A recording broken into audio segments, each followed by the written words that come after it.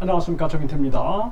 이번에는 할머니 3명 공포의 비명, 왜 이럴까, 참 안타까운 일이 아닐 수가 없어요. 네, 이데일리에서 전했는데요, 이번에는 할머니 3분이 칼부림을 당했다라는 것입니다. 이 아파트에서 공포의 비명이 울렸다라는 거예요.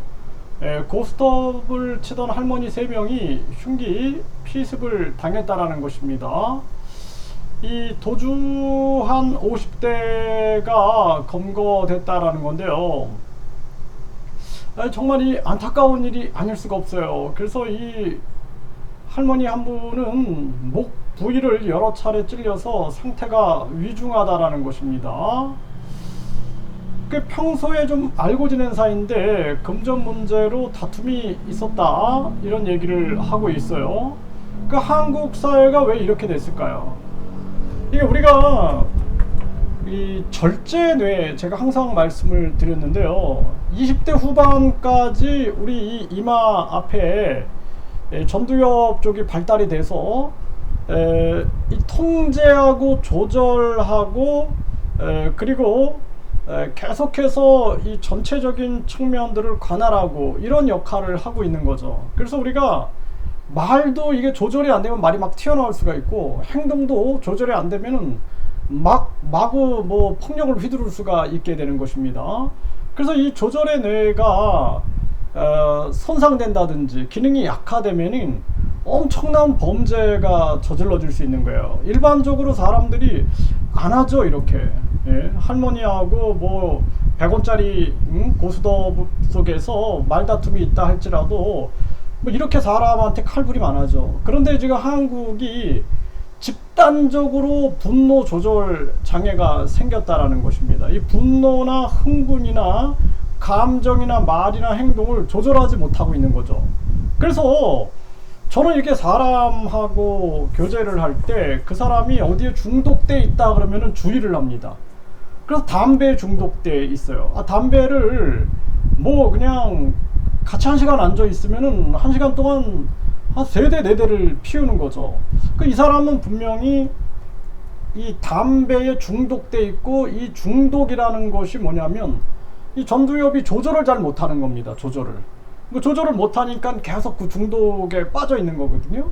그러면은 좀 약간 우려를 하죠. 우려를 합니다. 네, 그래서 또 술에 중독돼 있다. 언제 어떤 일을 저지를지 모르는 거예요. 그래서 참 좋은 분이었는데 나는 그분이 아버지 목을 조르고 있는 걸 봤어요.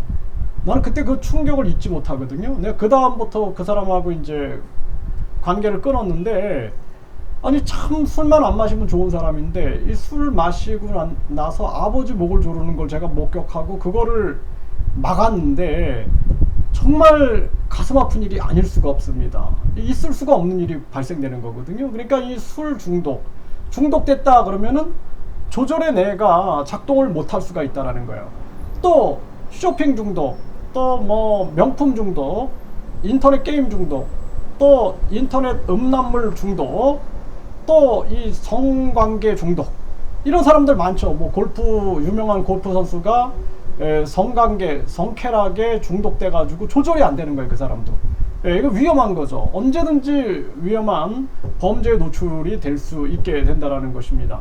그래서 이 커피 중독도 마찬가지고 내가 중독에 빠지면 안 되는 거예요.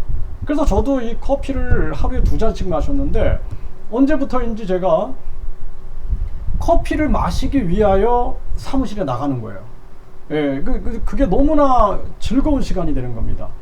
그래서 이거 안 되겠다, 내가 좀 중독된 것 같다 그래갖고 끊었는데 두통이 오더라고요. 그래서 한 100일을 끊고 나서 이제 일주일에 한 번씩만 마셔야지, 주말에. 그래갖고 일주일에 한 번씩만 마시려고 했는데 일주일에 한 번 마시고 나니까 그 다음에는 또 3일에 한 번 마시게 되고 그 다음에 또 이틀에 한 번 마시게 되고, 이렇게 내가 바뀌는 거예요.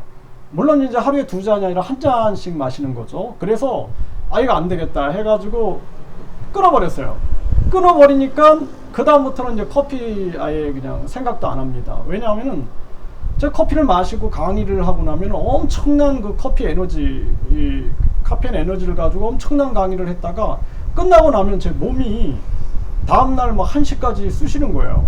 예, 그래서 이제 이게 우리 몸이 힘들면은 우리 뇌가 내 몸이 힘들다라는 거를 알려주고 그거에 따라서 쉰다든지 대처를 해야 되는데 이 커피가 저를 속이는 거죠. 아니야, 아직 에너지 남아있어, 아직 괜찮아. 예, 그러면서 제가 몸이 굉장히 망가졌는데 그걸 알고 나서 이제 딱 끊어버렸어요. 술도 마찬가지인 겁니다. 일주일에 한 번, 주말에는 뭐 간단하게 맥주 한잔 해야지 했는데 나중에는 어떻게 돼요? 꼭 마셔야 되는 거죠. 예, 또 마시게 되고 일주일에 2번도 마시게 되고, 그래서 아예 그냥 끊어버리니까 나중에는 생각이 안 나는 거죠. 네, 그래서 우리가 술에도 경고 그림을 붙여야 된다. 담배에 경고 그림 있는 것처럼 제가 항상 얘기하는 게 중독의 가능성이 있기 때문이에요. 중독의 가능성. 그래서 항상 사람들이 중독되게 되면 통제의 뇌가 손상이 되는 겁니다. 그래서 우리가 생활할 때 저 사람이 뭔가에 중독돼 있다 그러면은 주의를 해야 되고, 그리고 나 스스로도 내가 담배에 중독돼 있는가, 내가 술에 중독돼 있는가, 게임에 중독돼 있는가, 음란물에 중독돼 있는가, 커피에 중독돼 있는가, 또는 도박에 중독돼 있는가, 이거 찾아봐서 내가 중독돼 있다 그러면은 이 중독되면은 금단 현상이 일어나죠. 또 내성이 일어나요. 전에는 술을 한 잔 마셔도 괜찮았는데 이제는 한 병을 마셔야 되고, 또 안 마시면은 그냥 뭔가 불안하고 뭐 손이 떨리고 이런 금단 증상이 일어난다. 그리고 계속된 갈망, 술을 향한 갈망, 담배에 대한 갈망, 쇼핑에 대한 갈망, 이런 게 다 중독되어 있다는 거거든요. 그래서 중독에 빠지지 않기 위해서는 우리가 평소에 계속 걷기라든지 또 명상을 꼭 하는 거죠. 그래서 우리가 도파민 중독되지 않게끔, 그래서 도파민 단식을 해야 된다 이런 얘기도 하죠. 그래서 도파민을 끊고 고요함 속에서 작은 것에서 기쁨을 느끼는 거예요. 그래서 지나가다가 풀을 바라보면서 미소를 짓고, 꽃을 바라보면서 미소를 짓고, 또 풀잎을 바라보면서, 나무 열매를 바라보면서, 나무를 바라보면서, 하늘을 바라보면서, 또 냇가의 물소리를 들으면서 미소를 지으면서 잔잔한 도파민, 그러니까 잔잔한 작은 거에서, 소소한 것에서 오는 행복감을 가지고 살아간다는 게 굉장히 중요한 거예요. 그렇지 않고 마약이나 술 이런 것들은 한 번에 나한테 엄청난 도파민을 주기 때문에 도파민에 중독되게 되는 것이죠. 그래서 이런 할머니 사건이나 이런 것들도 우리 이해 못해요. 어떻게 할머니 3명을 칼부림을 하지? 저는 절대 이해 못해요. 그런데 이런 속에 빠지는 이유가 뭐냐? 결국에는 분노를 조절하지 못하든, 행동을 조절하지 못하든, 언어를 조절하지 못하든, 감정을 조절하지 못하든, 또는 흥분을 조절하지 못하든, 이런 조절 장애에 걸려있는 상황이다라는 것을 우리가 인식을 해야 한다라는 것입니다. 참 안타까운 일이 아닐 수가 없고, 인간은 이 뇌의 기능에 따라서 우리가 뇌가 죽으면 기억도 사라지고 판단도 잘 못하죠. 그래서 뇌 기능이 건강하게 보존한다라는 것이 굉장히 중요한 부분이다 이렇게 말씀을 드립니다.